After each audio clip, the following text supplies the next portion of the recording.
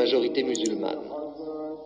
Autour de la mosquée, le vendredi, en pleine rue, des milliers de fidèles se prosternent à l'appel du muezzin.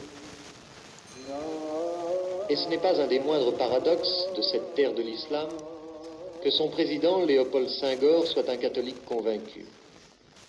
Ses adversaires essaient d'ailleurs d'attiser le fanatisme religieux des musulmans contre cet infidèle.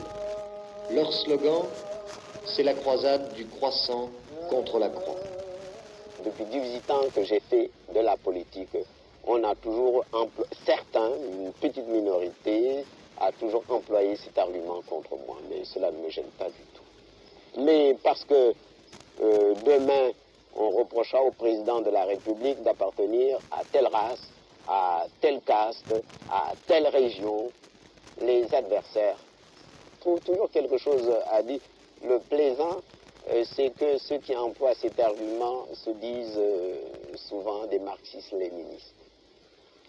D'ailleurs, un des plus fidèles supporters du président Senghor n'est-il pas le pape des musulmans d'Afrique noire, El Hadj Falilou Mbacké, calife des Mourides, grand imam d'une des plus belles et des plus imposantes mosquées du monde avec son minaret de 90 mètres, la mosquée de Touba, lieu saint de l'Afrique islamique.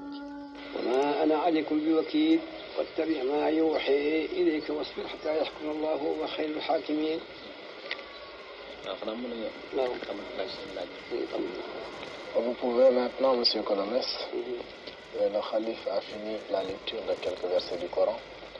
Il est maintenant à votre entière disposition pour répondre à toutes les questions que vous voudrez bien lui poser. On dit au Sénégal que le calife des Mourides est le supporter numéro 1 du président Senghor. Or, c'est étrange, un calife musulman, supporter d'un président catholique.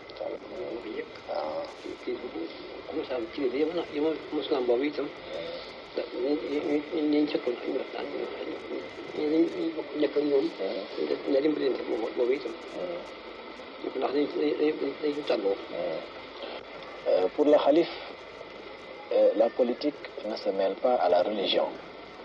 Il est musulman, il est le chef de la plus grande confrérie religieuse en Afrique noire, musulmane comme vous dites, et le président Senghor, évidemment, est catholique.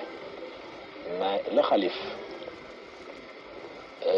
ne s'intéresse pas au président Senghor parce qu'il est catholique, il s'intéresse à lui surtout parce qu'il pense que dans le domaine de la conduite des affaires du pays, le président Senghor est le plus apte, le plus capable. Et pour le calife, les intérêts supérieurs du Sénégal sont au-dessus de toute considération. Évidemment, nous n'allons pas demander au président Senghor de diriger les affaires spirituelles des musulmans.